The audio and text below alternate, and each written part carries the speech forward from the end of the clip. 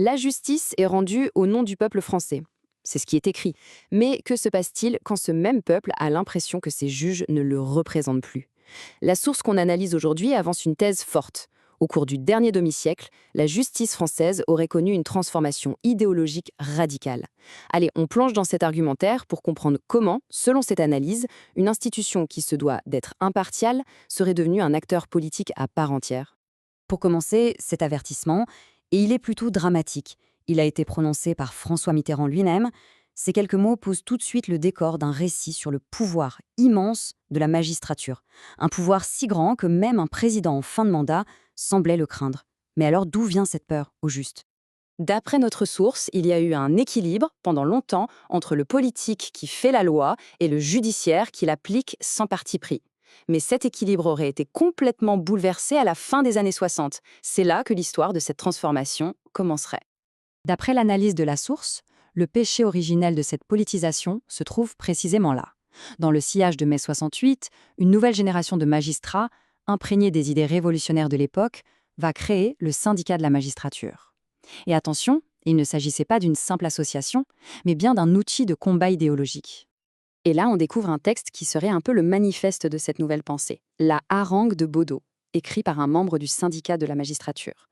L'appel est on ne peut plus clair. Il ne s'agit plus du tout de neutralité, mais d'une partialité totalement assumée en faveur de ce que le syndicat définit comme les dominés. Le point crucial de cette thèse, il est donc là. C'est la naissance de cette figure du juge militant. L'idée, ce n'est plus d'appliquer la loi de la même façon pour tout le monde, non. C'est de la faire pencher d'un côté. Le délinquant n'est plus vu comme responsable de ses actes, mais comme le produit, la victime d'une société injuste. Et du coup, le but devient de le soigner, et plus forcément de le punir.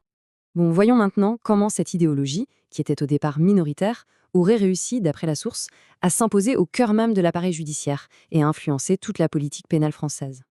On assiste ici à un véritable choc de deux mondes. D'un côté, la vision traditionnelle portée par la droite de l'époque, qui réclame de la fermeté face à ce qu'elle voit comme une montée de la violence.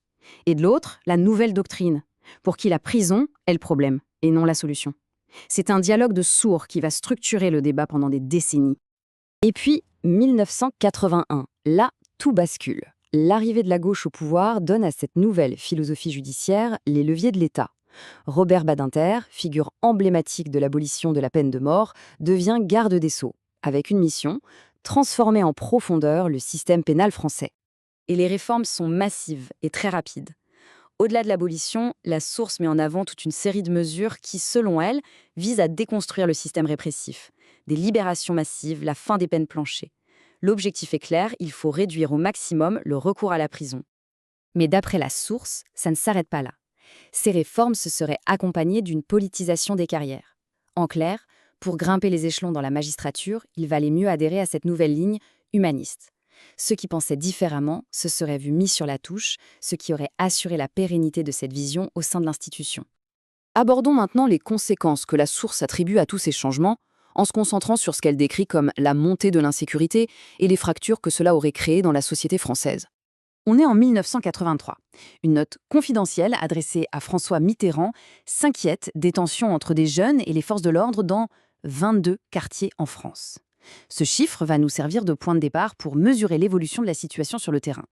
40 ans plus tard, le contraste est pour le moins saisissant.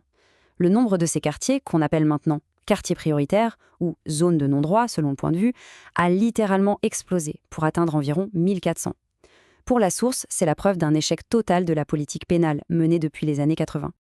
L'analyse de la source va alors encore plus loin.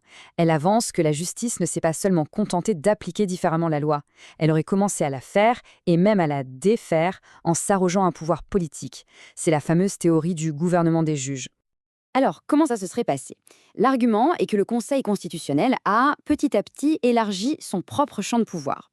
Au lieu de juger les lois uniquement par rapport aux articles techniques de la Constitution, il a décidé de le faire aussi par rapport à son préambule, qui contient des grands principes assez vagues, et en faisant ça, il se serait donné le droit de juger les lois sur des bases bien plus idéologiques que purement juridiques. Et les conséquences, d'après la source, sont très concrètes. À de multiples reprises, des lois votées par le Parlement, donc par les représentants du peuple, ont été censurés en partie ou en totalité par le Conseil constitutionnel. Les thèmes de la sécurité et de l'immigration reviennent systématiquement, ce qui renforce l'idée d'un pouvoir judiciaire qui impose sa vision au pouvoir politique élu. Tout ça nous amène à la situation d'aujourd'hui, qui est décrite par la source comme une rupture de confiance totale et un dysfonctionnement généralisé du système. On parle souvent de la chaîne pénale, qui va de la police jusqu'au juge.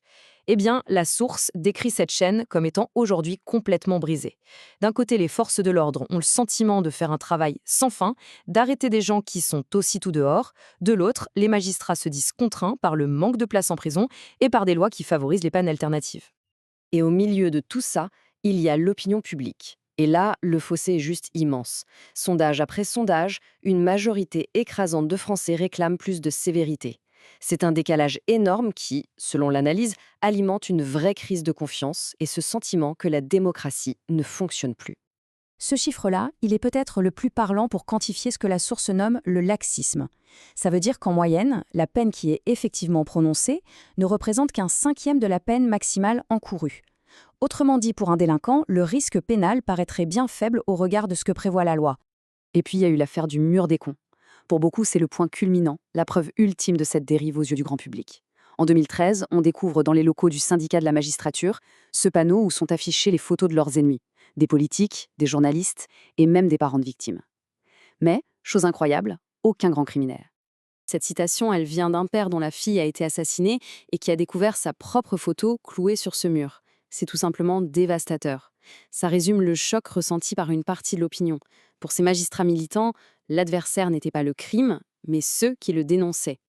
En conclusion, l'argument de la source est que ce long processus, commencé dans les années 60 puis consolidé dans les années 80, a abouti à une situation où une autorité non élue, le pouvoir judiciaire, imposerait sa vision à la nation, et ce au mépris de la volonté des citoyens.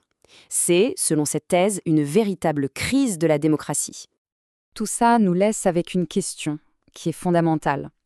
Si la justice est rendue au nom du peuple, mais que ses décisions vont à l'encontre de ce que ce même peuple réclame, qui a le dernier mot? Le juge, gardien des principes, ou le citoyen, source de toute légitimité? La question évidemment reste ouverte.